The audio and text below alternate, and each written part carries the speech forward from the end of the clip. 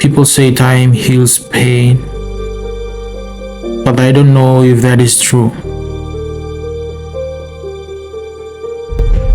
Because I never thought that one day I would walk this bush trek alone with tears in my eyes and so much pain in my heart. My name is Albert Moses. Let me take you on a journey with me during my visit to the resting place of my late uncle, Mr. Pox Kipu, in an isolated and remote village in Utame, Kewabi LLG of Yalibupange District, Southern Islands Province. This is my visit to late Fox Kipu's resting place for his first anniversary, following his passing on 27th October 2024. He was laid to rest in his humble Hirawari village in Utame, deep within the jungles of Iramal. This is not simply a story about traveling to a village. It is a story about traveling back to a place where someone we loved now sleeps. Aya Fox Polo apare sana ipa maburena remuru papatula pishana ire aya narepari batake boa sirapu apaya la palena e papare sana sumare suada para aya sana Iramala panure apo apisu amera la mera y para que me sisilo ayarabu ayo Iramala na inua wasimilena epa otale apo ea opakano. It is a story about family, grief, memories, tradition, and the difficult realities of saying goodbye.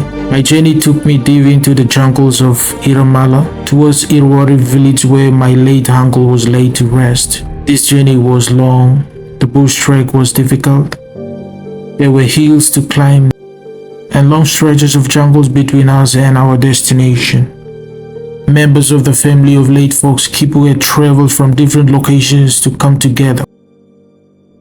We came together to visit our late father and uncle, to remember his life. As we traveled further into Iramal, the familiar roads gradually disappeared and the bush trek became our only way forward. The jungle surrounded us on both sides. The further we went, the more isolated the village seemed. Yet beneath the difficulty of the journey was something beautiful. This is the land of Iramal. This is our home.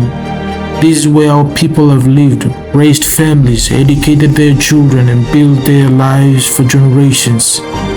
But on this particular journey, I was traveling with the pain of knowing that the person I came to see was no longer alive.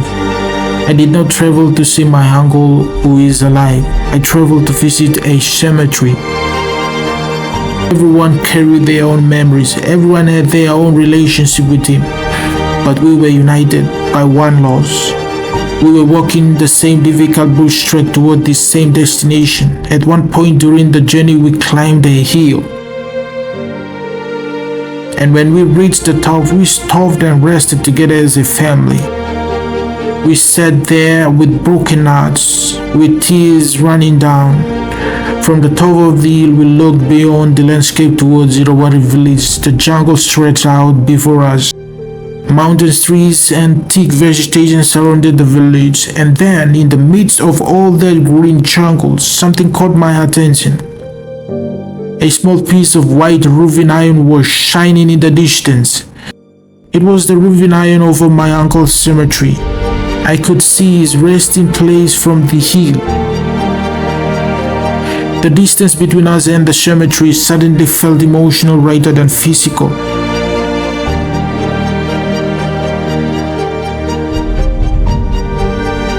Eventually, we continued down the trek.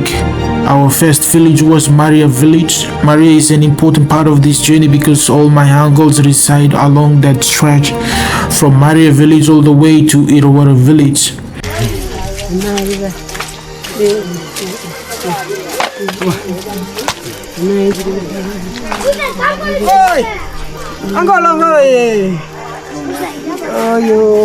As I approached the first house in Maria, I was warmly welcomed.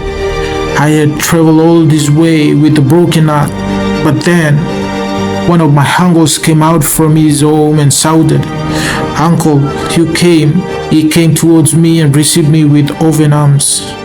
And that embrace brought peace into my heart. That hug reminded me that although one person had left us, we still had families around us. We still had people who loved us. Spending that moment in Maria village, we continued our journey further towards Iramal village. The bush trek continued, the jungle continued, the hills continued, and the memories continued. Eventually, we reached Iramal village.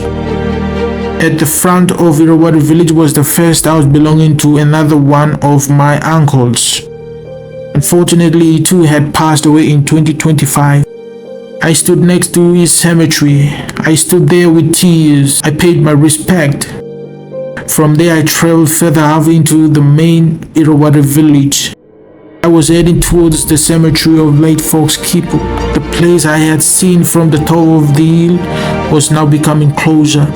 The journey that had started deep in the jungles of Iramal was finally bringing me face to face with the place I had traveled so far to see. As I approached his cemetery, I could feel my heart breaking all over again. After reaching Iramal village and visiting the resting place of my late uncle, we spent a night at my late uncle's humble home. That night was different. The house was still standing. The house was so silent. The place was still there. But the man who once belonged to that home was no longer there.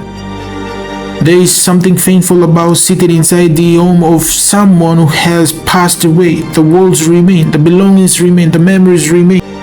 But the person you expect to see is no longer there. That night, we stayed together as family, carrying the memories of late folks Kipu and reflecting on the journey that had brought us back to Iramal. The following day, all my uncles in the village organized a gathering. It was a significant moment for the family as we gathered to mark the first anniversary and remember the life of our late father and uncle. Several pigs were killed as part of the gathering. A pastor also came and preached to us. His message gave us an opportunity to reflect on life, death, fate, and the reality that one day every human life comes to an end. But there was one major part of the program. It was time to remove the signs of mourning. For the widow, the black clothes that she had worn during the period of mourning were to be removed. For the family members and relatives, the red robes that we had worn around our hands and necks were also to be removed. The pastor who came to preach to us began removing the red robes from the hands and necks of family members and relatives, and then we burned them. The emotions came rushing back. The tears shed during that moment were unbearable. Nina Iramal, amanaipa maitada, pakota peya para, apo bata keboa sina kamare kirana, batu ayerabu, ayani nasama siaware.